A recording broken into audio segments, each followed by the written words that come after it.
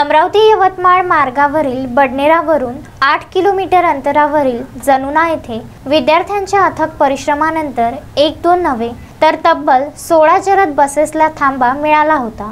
मात्र स्थानिक जनप्रतिनिधी व संबंधित विभागाच्या दुर्लक्षतेमुळे 5 वर्षापासून या ठिकाणी एकही जलद बस थांबत नसल्याने परिसरातून मार्गक्रमण करणाऱ्या शेकडो प्रवासी व विद्यार्थ्यांना विविध समस्यांना सामोरे जावे लागत आहे। सविस्तर वृत्त असे की बडनेरा नांदगाव खंडेश्वर मार्गावरील जनुना फाट्यावरून जनुनाप्रमाणेच धानोरा जोग, चांदसुरा, जळू, निंभोरा लाहे, अडगाव खुर्द, जामगाव, जामठी, जावरा, खिरसाणा, निरसाना, टिमटाळा, सावनेर, कोठोडा, भगुरा, जसापूर या 16 गावातील विद्यार्थी व शेकडो प्रवासी बडनेरा, अमरावती, नांदगाव खंडेश्वर, नेर, यवतमाळ येथे शिक्षणासाठी व आपली उपजीविका भागविण्यासाठी दररोज मार्गक्रमण करतात। मात्र अपुऱ्या व नादुरुस्त साधारण बसेसमुळे विद्यार्थी व प्रवाशांची होणारी गैरसोय लक्षात घेता तत्कालीन विद्यार्थी युवा नेतृत्व सूरज सहारे यांनी सातत्याने निवेदने, विनंती अर्जाचा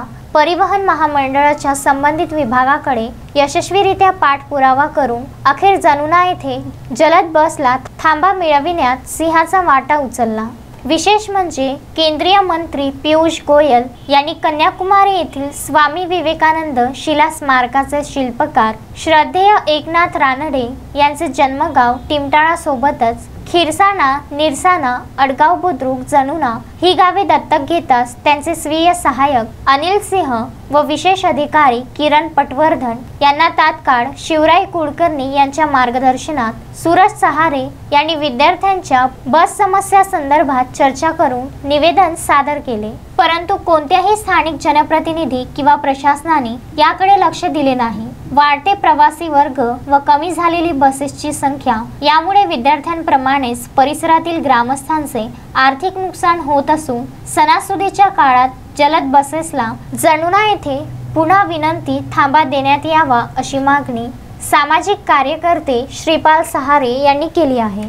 उत्तम ब्राह्मणवाडेसह उमेश चव्हाण, विदर्भ न्यूज, नांदगाव खंडेश्वर।